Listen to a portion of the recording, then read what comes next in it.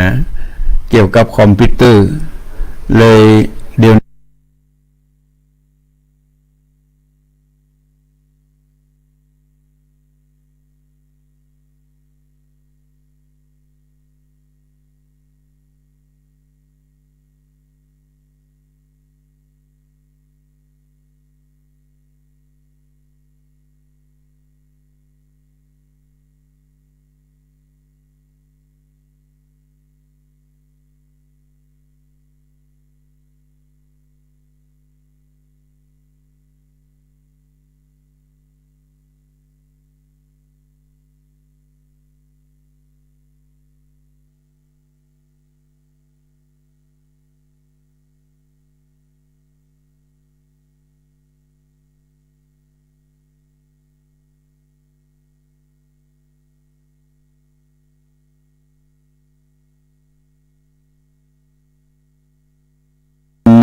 กระโปออกสตาญาติโยมทั้งหลาย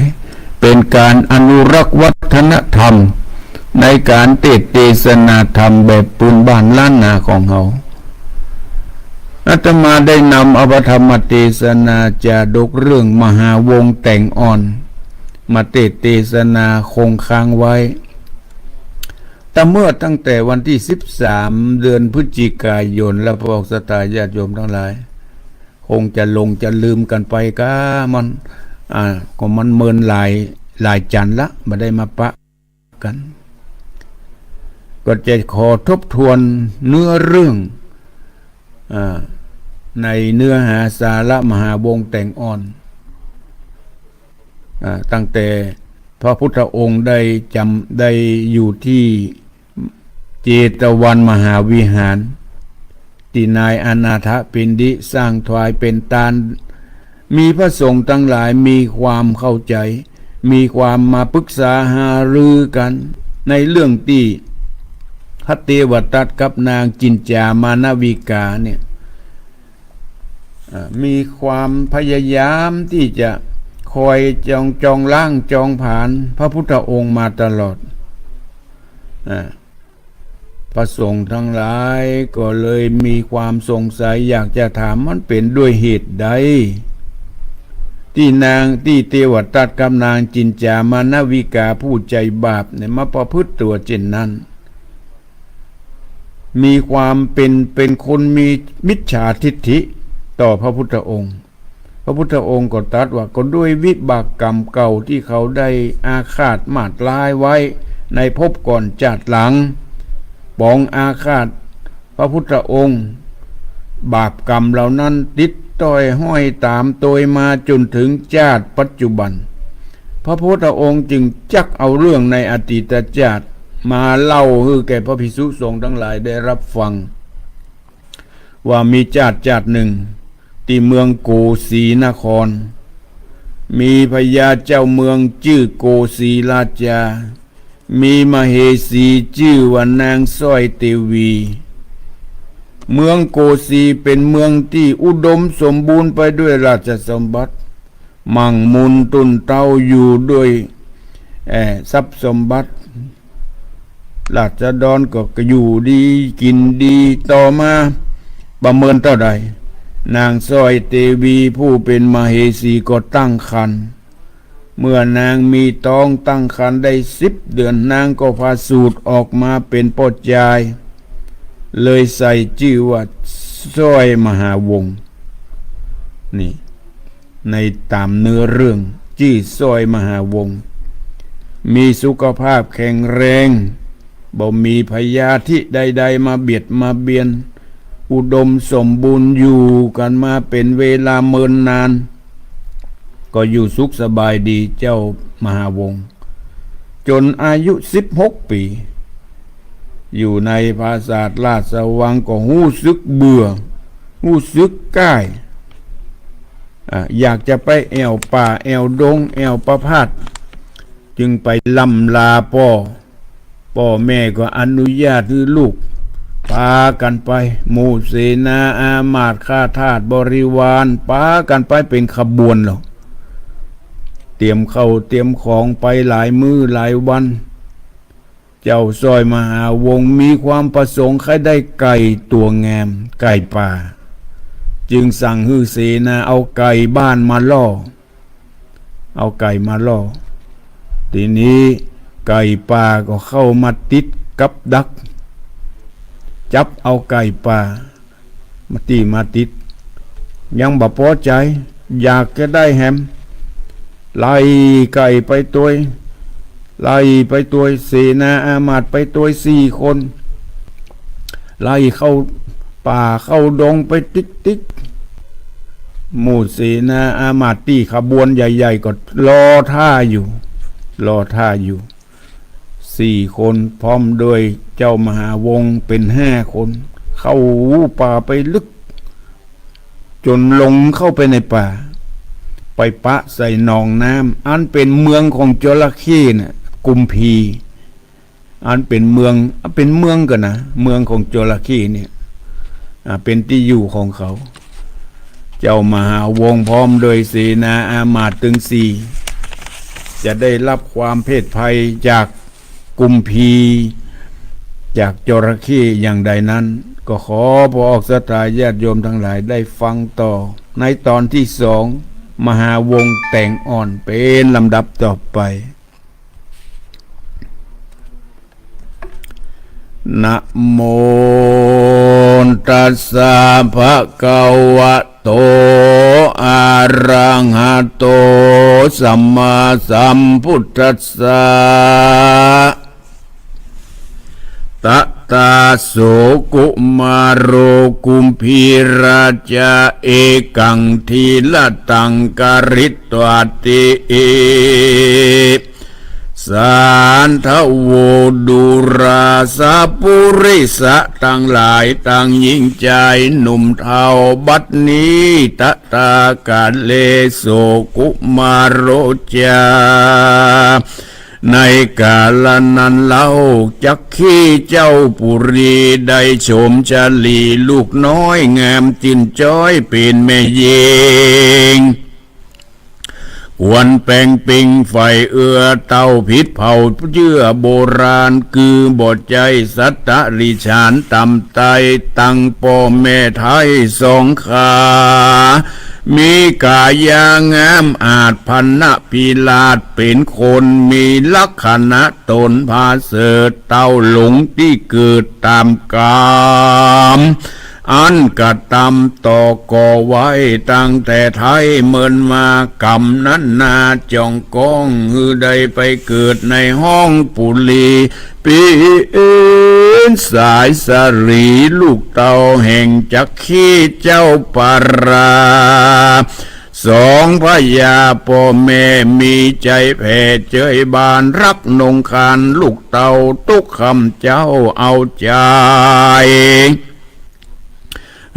นางในแกว่นใจแวดอยู่ใกล้แห่งการปีเดือนวันปันจอดนางน้อยยอดสาวสรีจำเริญดีขึ้นใหญ่อายุใด15 วัษาก็ตะรงโสภาอานผาเสด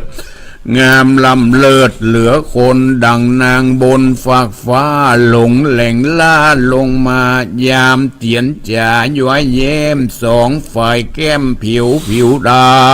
ำ2 ตาดำว่าวองกิ้วก้อมกองดังขาธนูผิวนางดูผู้ผ่อนตั้งหมากแต่งอ่อนดีเลเจ้าปุรีตูนปอรักลูกน้อยหนอเลือดใจขันนิ่งในข้าคอยจริงใส่ชื่อลูกน้อยนงคานตามโบราณแต่ก่อนว่านางแต่งอ่อนบุญมีว่าอันก็มีหันและนาที่นี้จักวันนาจะเล่าถึงหนุ่มเท่าลิปนอันตูไปสนปากกว้างกับนอพระเจ้าจ้างผู้มีอัฏฐมีไปแจงพระจิงแสงเทศนาว่า สัพพิติปันนโยธาดังนี้เป็นตนภิกขเวดุราภิกขุทั้งหลายอันเป็นสายอริยเจ้า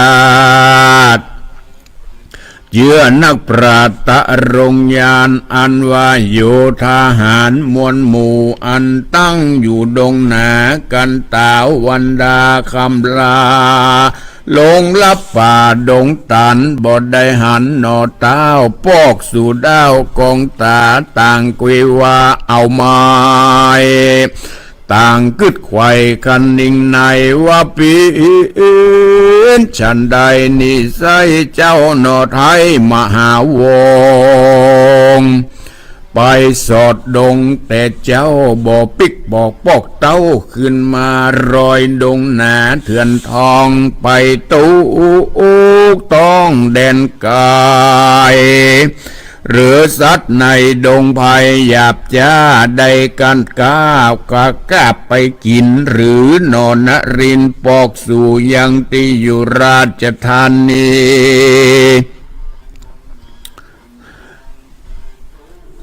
หรือยักษ์ถอยไล่เอาไปเลี้ยงไส้ตัวมารป่าอากันก่าวถอยมีบ่อน้อยหลายประการ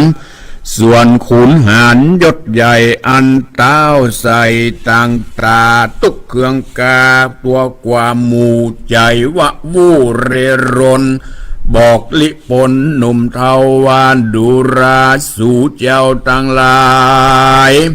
การตนคำใจหนอลาบ่ไหวหน้าปิกขึ้นมาย้อนมะละนามวยม้างกลางป่ากว้างแดนดงหรือว่าหลงเถื่อนทองไปตูต้องไก่ตาโจรเราลามวลหมู่เตี้ยงมุบมูบอมวายคือเตียงตายเสียงควายบ่เว้นไว้คนใดเจ้าหอใจปอเต้าผู้หาดาวพับดาลาเตียงมีอาจยาผงขาดพวกเอาหาดใจไฟนำเราไปคำคาหรือความหน้าสับปันสู้จงปากันรีบเอาเข้าสู่ดาวดงนาเสวงหาเสาะไซยังเจ้าหนอไทยราชกุมารพับดงดานต้องเตดไข่จุเขตดงนาจุมโยธาหนุ่มเทาฟังขุนเก้าไข่ปันก็ปากันมวลหมู่เข้าไปสู่ดงนายามจนตามืดค่ำตาวันตุต่ำหายโหนเขาเรรนเสาะไซ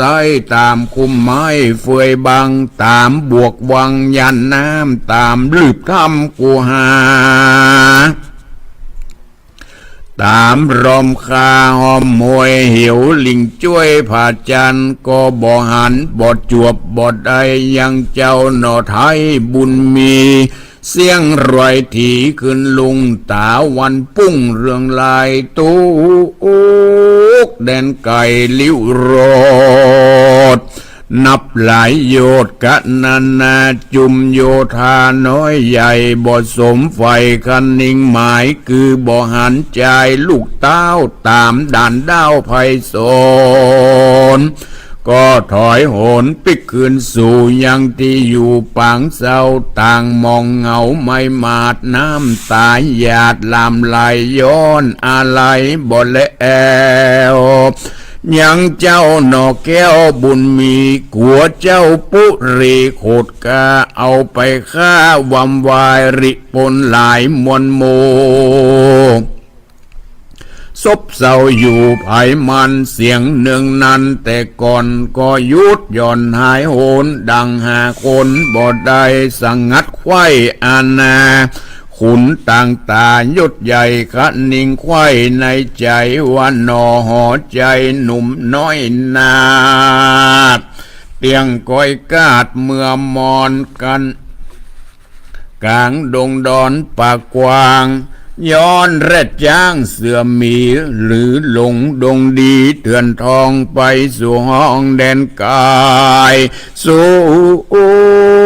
วิสัยลำมอกบ่อาจปอกขึ้นมาก่อนนำโยธารีบเอาออกจากดาวดงตา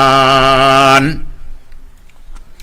การผายผ่านมารอดถึงที่จอดเวียงใจก็ริ้วไว้ตั้งหมู่ขึ้นไปสู่หอคำยอมือตำตั้งกาวไว้เต้าเจ้าปุรีไขวาตีบอกเล่าตั้งแต่เก้าถึงปลายหือเต้าบุญภายยศใหญ่หูแจงไข่จุประการตีสั่งว่าจะนั่งสุดตัวราชาส่วนพญาโกสียศยาวฟังตุนอากรรมกล่าวตุนสาแห่งเสนาน้อยใหญ่ร้อนวับไม่ในใจหอระไทยไหววันเนื้อตัวสันละสายย้อนเสียดายบ่แล้วยังลูกแก้วสายเมืองตุกขี่เกลืองหลายหลากจักออกปากยินผ่านพระบูบาลเจียงเจ้านั่งจดเบ้าเงามองเต้าคันนิ่งปองสัดซองไปตามจ้องกองทำรอยว่ากรรมถอยไล่ได้มาไล่ตัวตันฮือจอมควันลูกน้อยได้กัดก้อยหายโหนกลางไพศาลป่าเศร้าบ่ปิกบ่ปอกเต้าขึ้นมากายยามกรรมปาลาฮึกหยาบคือกรรมบาปมนุษย์หรือกรรมเป็นบุญมาใกล้ได้ห้ามบ่ได้ดีลีเจ้าปุรีทิราชกันกึดขวาดตามธรรมตุกนานำก่อนกี้ก่อนหลีกลีเบาบางส่วนนางคิงเหลาหล่อเบาคือนางนนเนาราชจยารู้ว่าผู้ตาน้อยนาดใดก้อยกาดหายไปในดงไผ่ป่าไม้ก็ร้องร่ำไห้เร่ร่อนตีอกตนทัดทาบน้ำตาอาบไหลปังปีนทุกขังนักเกเต้าล้มแผ่ตึงจันตั้งจันดินพระผ่านดินพระพันขวะขวาดดาก้อยกาดวมวายโศกทุกหลายจองกองในแห่งห้องหอระทายริลำไรก่าวถอยมีบ่อน้อยหลายประการว่าสายผู้บานลูกค้าสั่งบ่ไหวนาปิกขึ้นมาหรือว่าสาดดงนาตัวหยาบได้กันกาบเอาไปกินหรือสายนรินนอทายหลงป่าไม้แดนไก่หรือโยธาในหนุ่มเทาฆ่าลูกเต้าตนกูหรือเจ้าบุญจูน้อยนาได้ก้อยกาดหายโหนย้อนยักตามนถอยไล่เอาไปเลี้ยงไส้ตัวมันกันลูกยอมขวัญนอลาบ่วายหน้าปิกขึ้นมาโขงปาลาใหญ่กว้างเตียงเป็นเมืองห่างเมืองวายยามเต้าบุญภายปอดเจ้าถือแก่เท่ารวยแรงเปียที่แข่งจองหอยได้กาดก้อยตายไปก็บ่มี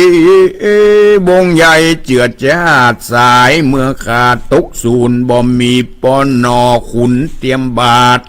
เสวยราชแตนเมืองโยธาเรืองใหญ่น้อยเตียงต่ำก้อยมาวอนโกลาหลอันใหญ่เตียงเกิดควายราชธานีเจ้าปุรีต่างดาวอันหัดห้าวปาลาเตียงยกโยธากาหยาบมารบภาปัจโจรขนเอาคนภัยไตไปเป็นข้าใจเมืองมันแล้วหอดจันภาษาทฮือพินาศเปปังก็บละสั่งข้างไว้หมดเสียงควายปารา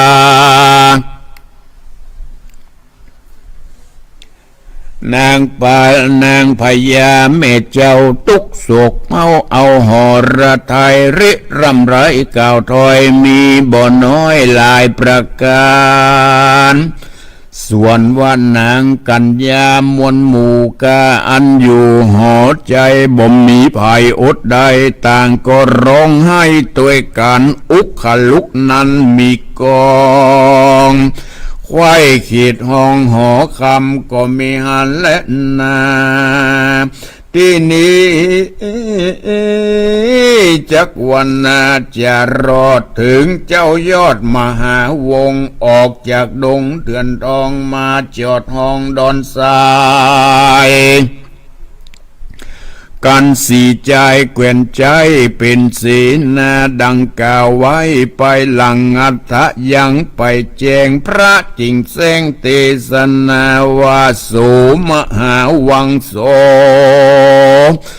ราชาพุทโธดังนี้เป็นต้นภิกขเวดุราภิกขุทรงตูนตารงสินใสสะอาดเจือนักปราตะรงยานส่วนราชกุมารหนุ่มเทาคือว่าเจ้ามหาวงออกจากดงอิฐอ่อนมาจอดบนดอนทรายกับเสนาสีใจเกวียนใจคือขุนยศใหญ่ต่างตาผู้มีพญาองค์อาจจบชราสัพพการจอดอยู่เมื่อนานเนินจ้าถึงคำล่าลงแรงตาวันแดงย่อนหอยลับเหลี่ยมน้อยยุกันทอนลวดเศร้านอนยังย่อนบ่ย้ายบ่อนไปไหนสายน้ำไหลละลังพอหาฟังสุดตาลมเจยมาสะซอยต่างก็มอยกันลับไปหน่อหอใจหนุ่มเนาคือว่าเจ้ามหาวงลูกเจ้าหอคงยศใหญ่คือเต้าไทยโกสีกันรอยถีไกลุงก่อนนิมิตคุงฝันหันกวนอาศจรรย์แต่ใสบอกเคยได้ฝันมาฝันว่าตนนั้นนาเตียวไตไปสู่วังใสหันเบียงใจใหญ่กว้างจักขี้อยู่สร้างนานำมีห่อคำภาษาดงามว่าต่อตามีเกี้ยวนาหลายสิ่งยอมกายิ่งแปลงเมืองรัศมีเรืองวาวองไปรอดห้องเด่นไก่เจ้าหอใจที่ราตั้งอามาตและเสนาตั้งพระจาภัยใต้ปีนจักขี้ควายแต่ดิลีมีแต่นารีนอนเอาลูกเต้าเจ้าคนเดียวมีผมสีเขียวสะอาดเป็นเชื้อชาติแนวคนมีรักขณะตนพาเสดงามลำเลือดเลือดใจบ่มีภัยเปรียบใดพงขึ้นใหญ่เป็นสาวโฉมเปิงเป่ายิ่งแย้มดังจังเต็มกากตริศนาอยู่เอกาเปียวว่างบ่มีกูข้างเตรียมองเจ้ามหาวงยศใหญ่ฝันว่าได้แป่งปิงกับนางหญิงน้อยอ่อนอยู่ในบ่อนหอใจหลวดตกใจสะดุ้งตื่นปิกฟื้นมึนตาความฝันมาก่อนกีบลิกลี่หายโหนใจเววนกึดรอดหันแต่ยอดนารีบอกใครว่าตีบอกหมู่เต้ามองอยู่คนเดียวที่นั้นสี่คนเสนายศใหญ่หันเจ้าหนอไทยกุมารดูมองผ่านสุขเศร้าบ่เหมือนเก่าวันว่าจริงตุนสาถามเล่าว่าข้าเด่นหนอเจ้าหอดใจปีนฉันใดบ่ปากตุกลำบากสังจาหรือโรกาพยาธิมาต้องปาดตัวตนหรือมีกังวลใหญ่น้อยมาจ้องห้อยหอระไทยขอ จงใครกล่าวโอ้ผู้ข้าหูตามเมนอผู้มีหนุ่มเนาก็บอกเล่าความในฮือคุณเตรียมใจเกวียนใจหูแจ้งไว้จุประการขุนใจหานเตรียมบาทผู้ฉลาดจบทองอย่างรีดกองน้อยใหญ่มีชื่อไว้คำเครือมีโวหารเหลือกว่าหมู่ก็กล่าวอู้ไข่ปานว่าคาเดหอจันยศใหญ่อย่ากึดไข่คันนิงหาความฝันนั้นนาหลายแหล่บ่มีแน่เหมือนฝันลางตีหันแน่มันว่าได้ลูกนอดจันยิงใจได้เงินคำหลายเหลือแหล่มีจุกแง่กองตาฝันไกลกาเตียวตองไปสู่ห้องเด่นกายฝันได้ขัวใบแผ่นผ้าตั้งเครื่องงาลังการฝันได้โภชนะอาหารหลายสิ่งรัศยิ่งนานากันเราตื่นมาเมียนแล้วยอมกาดแก้วไปปานของในฝันมวลหมู่มันบ่มีอยู่ดีเลยพอหาไหนเปียวว่างบ่มีข้างกองตาขอเจ้าบุญนายศใหญ่อย่าเกิดควายความฝันคาเล็งหันแต่โสดว่าบ่มีประโยชน์อันใดกันคนเตรียมใจผู้ฉลาดกล่าวเสียงขาดสุดกำหนอหอคำหนุ่มเนาก็ตอบเล่ากำไปว่ากรรมติตันไขเก่าอูเราหากหูแต่ดิลีเต้าว่ารอยถีลวงแล้วเราบอกกาดแก้วสังกาความฝันนั้นนาดูหลากเรานี่อาจสัตอัศจรรย์ดังจักหันนางอ่อนอยู่ใต้บ่อนวังทานรอยสมปานแต่ไทยได้มาไล่ตัวตาลได้ฝันดันสอดไปป้ายอดนารีก็มีโดยภาคการดังกล่าวมานี้เล่นนะนิติตังขียาสังวันนาวิเศษจะห้องเหตุยังมหาวงแต่งอ่อนผูกทวนสองก็บังคมสมเรศดีพระธรรมเทศนาเรื่องมหาวงแต่งอ่อนผูกที่สองก็จบลงเพียงแค่นี้พอออกศรัทธาญาติโยมทั้งหลายที่จบลงไปในทำนองแบบปืนเมืองเหนือก็เพราะจะสรุปใจความโดยย่อๆได้ดังนี้หลังจากที่เจ้ามหาวงหลงเข้าไปในป่าพร้อมโดยเสนาอามาตย์4 คนไปปะใส่หนองน้ำใหญ่ซึ่งเป็นที่อยู่ของกุมพี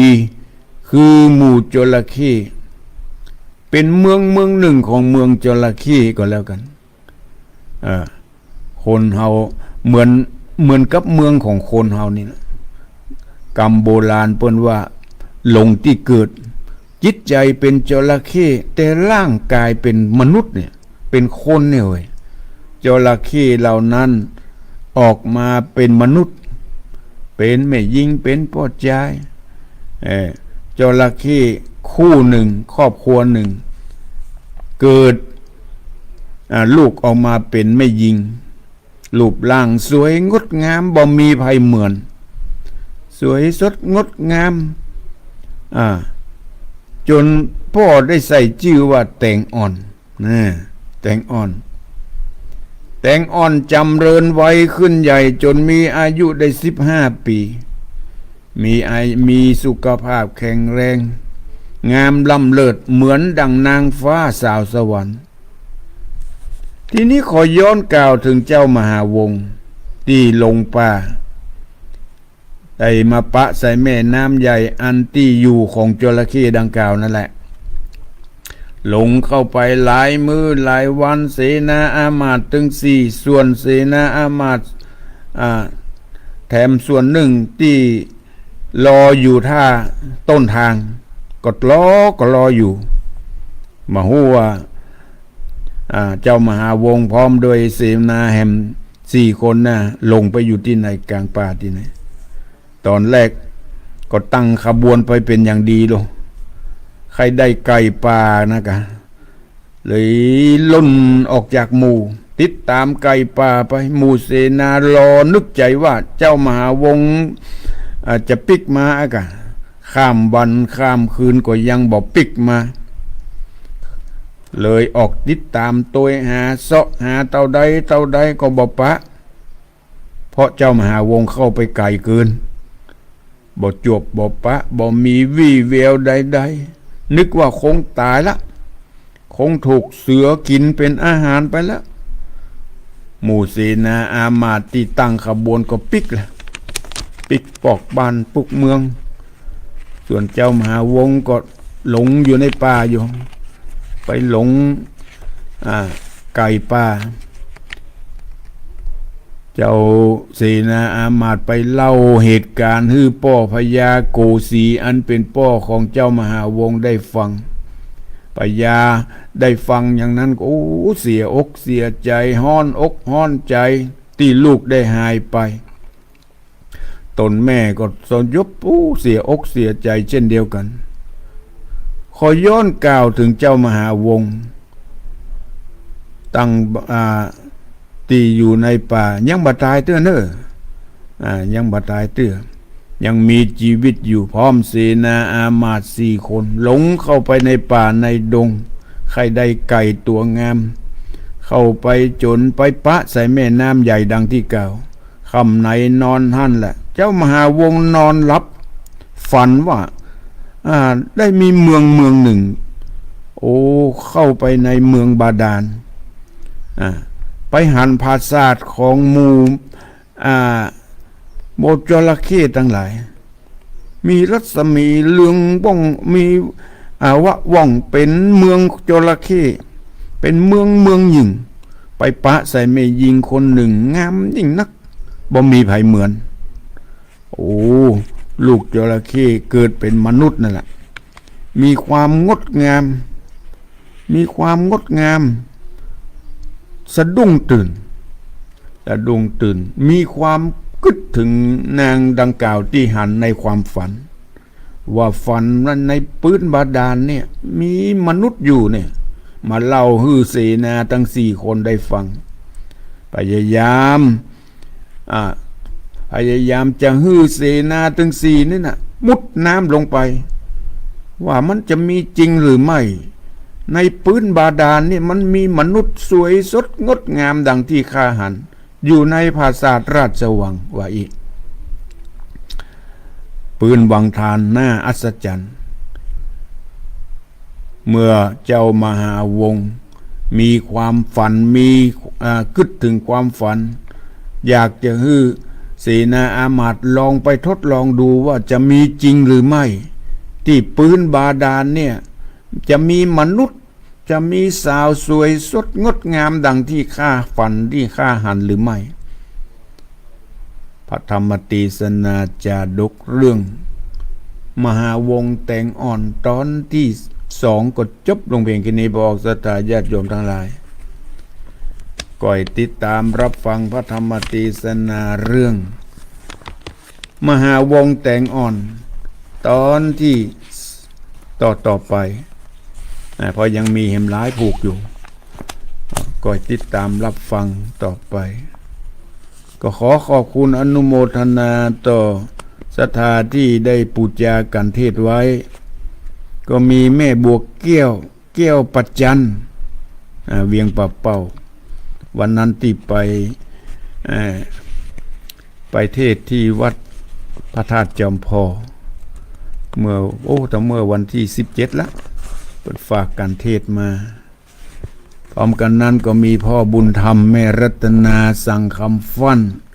บ้านปงหนองหมู่3เวียงป่าเป้าจังหวัดเชียงรายก็ได้มาฝากปูจากันเทศไว้ตัวขอขอบคุณพ่อบุญธรรมแม่รัตนาสั่งคำฟั่นขอขอบคุณแม่บวกแก้วปัจจันขอขอบคุณแม่บุญรัตน์สมจะ ที่ได้พูดจากันเทศไว้แต่เมื่อวันจันทร์ก่อนละบ่ได้มาออกอากาศเพราะตรงกับวันพระวันศีลดังที่กล่าวขอขอบคุณอนุโมทนาที่ผลบุญผลกุศลอันเกิดจากการพูดจาฟังพระธรรมเทศนาภายแผ่ไปยังเทพบุตรเทวดาพ่อเกิดไม่เกิดเจ้ากรรมนายเวรญาติที่ได้ล่วงลับดับขันไป เวลาที่เหลือนี้พวกศรัทธาญาติโยมทั้งหลายฝ่ายที่จะโทรมามาจาแจ้งผลการรับฟังโทรมาที่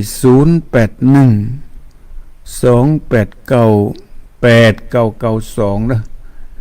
วันนี้คอมพิวเตอร์คัดข้องเสียงบ่ขึ้นเลยเสียงบ่ขึ้นเสียงบ่ออกผู้อำนวยการไลน์มาบอกว่าใจ Facebook เอาเนอะ ก็เลยมาใจ Facebook ดังที่กล่าวก็ขออภัยกับพวกศรัทธาญาติโยมเจริญปนภาษาครับท่านพระบุญธรรมฟังอยู่เนาะครับฟังอยู่ตั้งแต่ออกตั้งแรกๆก็ครับตั้งแต่ท่านบรรยงมาครับที่ Facebook นี่ฟังชัดเจนดีกว่าก็เจนเหมือนเก่านะครับเหมือนเก่าแน่เนาะครับเหมือนปกติขอบคุณพ่อบุญธรรมเด้อครับมันแม่บุกแก้วแปลงจันครับแก้วเพ่งจันกะแก้วเพ่งจันกะครับแก้วแปลงจันนี่เนอะแก้วเพ่งจันอีกกี้ว่าอย่างไรหมู่ครับแล้ววันที่11นี่ท่านจะไปบ่ครับไปไหนไปที่ปากทางเจริญบัดเพิ่นบัดนำเพิ่นบัดบ้านนิมนต์หรอจังไปขอบคุณพ่อบุญธรรมเลยของท่านก็ขอกำลังสุขภาพแข็งแรงเหมือนเก่าเหมือนเดิมนะครับขอบคุณพ่อบุญธรรมเนอะบุญรักษาอยู่ดีมีสุขเจริญปนเจ้าแก่พ่อยแสนเจ้าท่านพระครู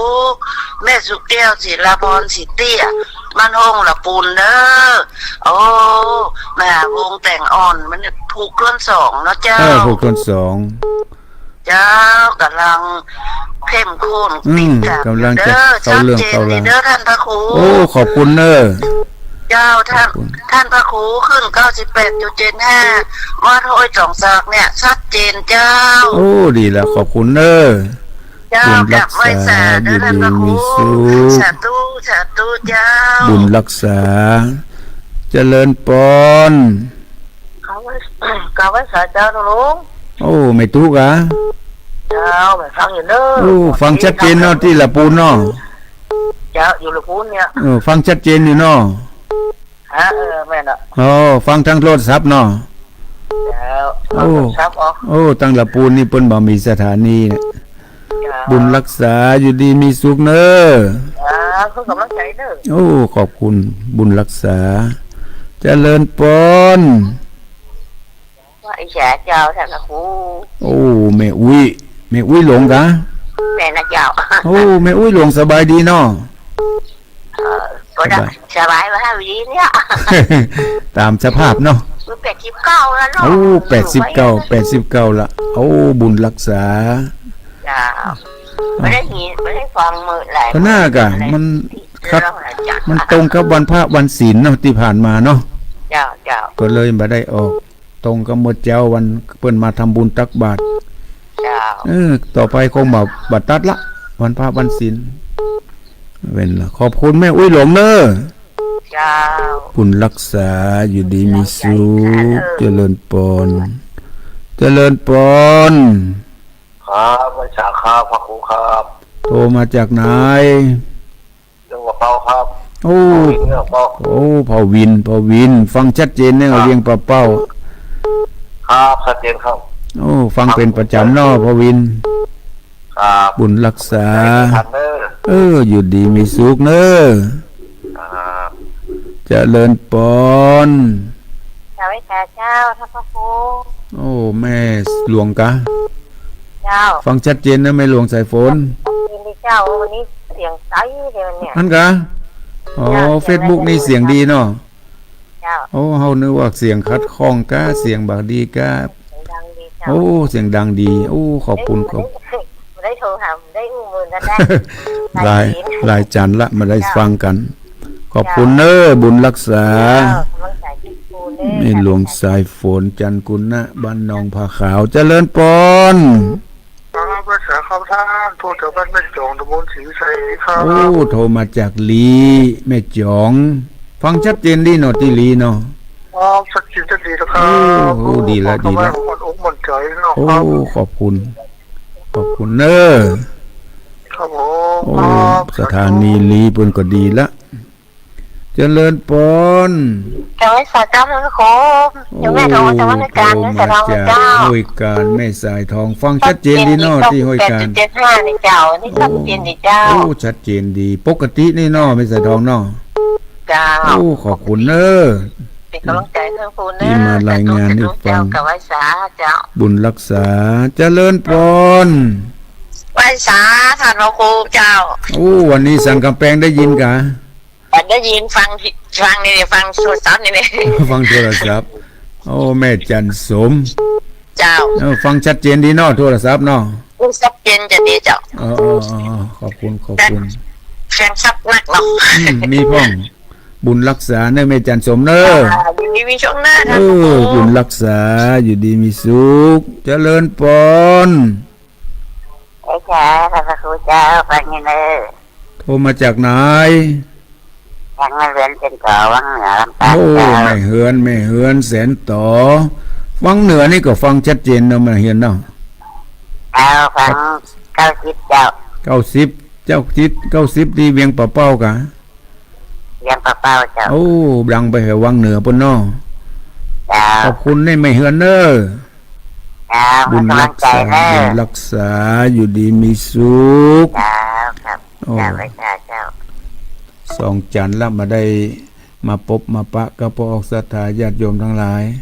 ขาดตอนกัน จนเนื้อเรื่องจนลืมกันไปเพราะเหตุผลดังที่กล่าวตรงกับวันพระวันศีลก็ต้องไปปั่นศีลปั่นป้อนให้กับพวกออกศรัทธาญาติโยมทั้งหลายเมื่อฟังแล้วได้สาระได้ปัญญาได้ข้อเตือนสตินำไปพินิจพิจารณา เป็นข้อเตือนสติเป็นกำลังจิตกำลังใจให้คนเฒ่าคนแก่ได้ตั้งอกตั้งใจให้ตานรักษาศีลเมตตาภาวนาเจริญปอน ไว้สาธุเจ้าพระอาจารย์ โทรมาจากไหน แม่จ่ายบ้านนาดุงตำบลวังเงินอำเภอแม่ท่าเจ้า โทรมาจากแม่ทะลำปางเนาะ เจ้า ฟังชัดเจนดีเนาะที่แม่ทะเนาะ ทักเจนนี่เจ้า ฟังจากสถานีอย่างก็ บุญเจ้าวาดเจ้า โอ้บุญญาวาสฟังชัดเจนขอบคุณเน้อ เจ้าเจ้า ฟังไปเรื่อย สุขสบายนะ ๆ เจ้า บุญรักษาอยู่ดีมีสุข สาธุเจ้า จะบุญรักษาเจริญปอนมันเป็นโอสถอันหนึ่งเป็นยาอันหนึ่ง ที่กล่อมจิตกล่อมใจให้ศรัทธามีกำลังจิตกำลังใจ มีความศรัทธาเลื่อมใสในพระรัตนตรัยในคำสอนของพระสัมมาสัมพุทธเจ้า มีความเชื่อมั่น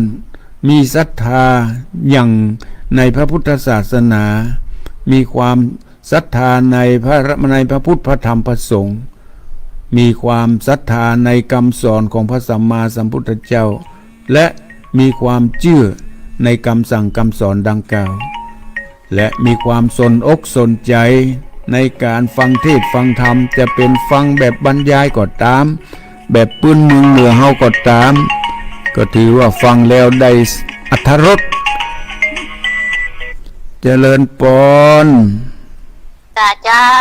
โทรมาจากไหน จากแม่น้อยบ้านตาโท โอ้แม่น้อยคนเก่าคนเดิมแม่น้อย แม่ เคยปะกันแล้วเนาะแม่น้อยเนาะ เจ้า เคยปะกันที่ต้องปรุงฟังชัดเจนดีเนาะฟังชัดเจนดีเนาะแม่น้อยเนาะ เจ้า อืม รับ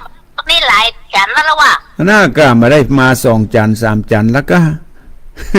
ขาด ว่า ให้ ยังถาดบ่พอให้หนอก ขาดหายอยากจะมาปะเหมือนกัน แต่มันตรงกับวันพระ ฟังบุญญาวาสเด้อ โอ้ฟังไปเรื่อยๆเนี่ยไม่น้อยเนอะ จ้า บุญรัก เป็น ษาก ำลังใจเด้อ อ ท่า ยู่ น ดี เด้อ มีสู้ขอบคุณบุญรักษาเจะ จ้า เลิศปอนอาตมาได้ใจเวลาในการเทศนาธรรมแบบพื้นเมืองเหนือ ในรายการมรดกธรรมกำเมืองในวันนี้ ก็พอสมควรแก่เวลา ขอนำรายการมรดกธรรมกำเมืองวันจันทร์6 โมงถึง 7 โมงนี้จากไปก่อนก่อยปะกันในโอกาสหน้าสำหรับวันนี้ขออำนวยอวยพรให้กับพ่อออกศรัทธาญาติโยมทุกท่าน จงได้อยู่ร่มเย็นเป็นสุขในพระบวรพุทธศาสนา ก็ขอทุกท่านจงมีอายุวันนะสุขภละ มีโจกมีลาภหิมาก้าขึ้น ปรารถนาสิ่งหนึ่งประการใดก็ขอให้สมดังความมุ่งมาปรารถนาเหมือนกันจุคู่จุคน อายุวันโนสุขังพระลาง มรดกทำกำเนิดร้อยเรียงสำเนียงภาษาสืบสานตำนานล้านนาอันทรงคุณค่ามีให้เสื่อมสูงภูมิธรรมเก่าก่อนคติคำสอนอานิสงส์ผลบุญ